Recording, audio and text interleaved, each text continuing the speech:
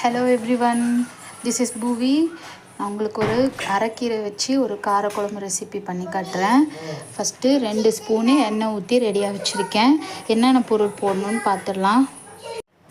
ஒரு அரை ஸ்பூன் அளவுக்கு கடுகு போட்டுக்கோங்க, அரை ஸ்பூன் அளவுக்கு ஜீரகம், 1/4 ஸ்பூன் அளவுக்கு வெந்தயம். இது 3 எப்போது காரக்குழம்புக்கு போடுறது. அரைக்கீரை நல்லா அரிஞ்சு வாஷ் பண்ணி ரெடியாக எடுத்து வச்சுருக்கேன். அதுக்கப்புறம் 2 தக்காளி மிக்சியில் அரைச்சி வச்சுருக்கேன். ஓகே, இதுக்கு ஒரு 10 பல்லுக்குள்ள பூண்டு போட்டுக்கோங்க. சின்ன வெங்காயம் இருந்தால் சின்ன வெங்காயம் போட்டுக்கோங்க, அப்படி இல்லைன்னா பரவாயில்ல, நார்மல் பெரிய வெங்காயமே அரிஞ்சு போட்டுக்கோங்க. பட் ஒரு 2 வெங்காயம் போல் போட்டு நல்லா வதக்கிக்கோங்க. வெங்காயம் நல்லா வதங்கிடுச்சு. இப்போது 2 தக்காளி நல்லா அரைச்சி ரெடியாக வச்சுருக்கேன், அதையும் போட்டு நல்லா கலர் சேஞ்ச் ஆகிற அளவுக்கு வதக்கிக்கோங்க. தக்காளி வதங்கிட்டு இருக்கும் போதே ரெட் சில்லி பவுடர் ஒரு 1.5 ஸ்பூன் அளவுக்கு போட்டுருங்க. அப்புறம் கொரியாண்டர் தூள் இருக்குல்ல, அது ஒரு 1.5 ஸ்பூன் அளவுக்கு போட்டுருங்க. அப்புறம் மஞ்சள் தூள் போட்டுக்கோங்க. போட்டு அதையும் நல்லா வதக்கிடுங்க. ஓகே,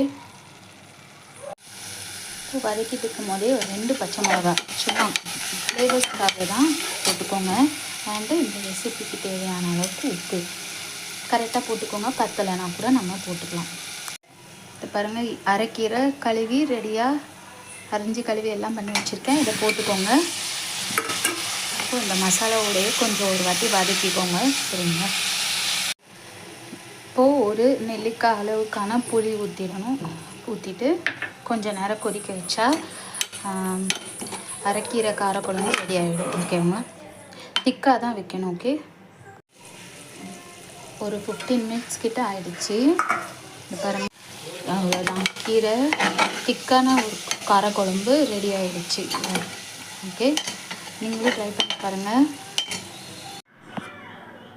கீரை காரக்குழம்பு ரெடி ஆகிடுச்சு. திக்காக தான் இருக்கும் இது. சரிங்களா? அப்போ தான் நல்லா இருக்கும். போட்டுட்டு சேப்பங்கிழங்கு சிப்ஸ் மாதிரி பண்ணியிருக்கேன். ட்ரை பண்ணி பாருங்கள். சூப்பரான ஃப்ளேவர்ஸோடு இருக்கிறவங்க.